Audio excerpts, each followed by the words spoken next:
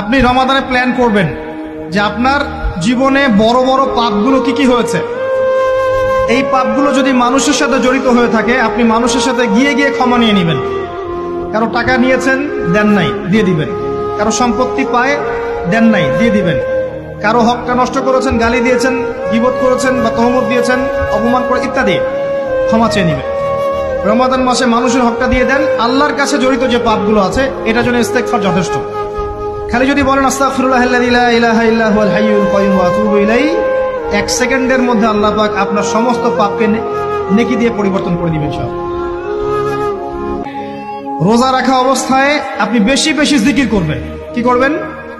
সুবহানাল্লাহ পড়বেন, আলহামদুলিল্লাহ পড়বেন, আল্লাহু আকবার পড়বেন, লা ইলাহা ইল্লাল্লাহ পড়বেন, লা হাওলা ওয়ালা কুওয়াতা ইল্লা বিল্লাহ পড়বেন হাসবিয়াল্লাহু ওয়া নি'মাল ওয়াকিল, সুবহানাল্লাহি ওয়া বিহামদিহি, সুবহানাল্লাহিল আযীম, সুবহানাল্লাহিল আযীম ওয়া বিহামদিহি পড়বেন আস্তাগফিরুল্লাহ ওয়া আতুবু ইলাইহি, আস্তাগফিরুল্লাহ ওয়া আতুবু ইলাইহি পড়বেন লা ইলাহা ইল্লাল্লাহ ওয়াহদাহু লা শারীকা লাহু লাহুল মুলকু ওয়া লাহুল হামদু ওয়া হুয়া আলা কুল্লি শাইইন কাদির। পারা যাবে না ইনশাআল্লাহ? বেশি বেশি পড়বেন। আরেকটা কাজ করবেন, প্রতিটা কাজ নবী সাল্লাল্লাহু আলাইহি ওয়াসাল্লামের সুন্নাহ মাফিক করার চেষ্টা করুন। সুন্নাহ মাফিক, খাচ্ছেন তার সুন্নাহ মাফিক, টয়লেট করছেন তার সুন্নাহ মাফিক, ঘুমাচ্ছেন তার সুন্নাহ মাফিক। সুন্নাহর বইগুলো আছে না বাজারে, কিনে নেবেন।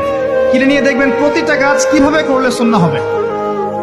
এই কাজগুলো করতে গিয়ে আপনাকে গভর্নমেন্ট বাধা দিবে? বিশ্বের পরাশক্তিরা বাধা দিবে? আপনাকে কি কেউ পিটাবে এগুলো করলে? জেল খাটাবে? এগুলো আমাদের ব্যক্তি স্বার্থের ব্যাপার। ইচ্ছা করলেই করা যায়। এই ইচ্ছাটা আল্লাহ পাক আমাদের অন্তরে জাগ্রত করুন, আমিন।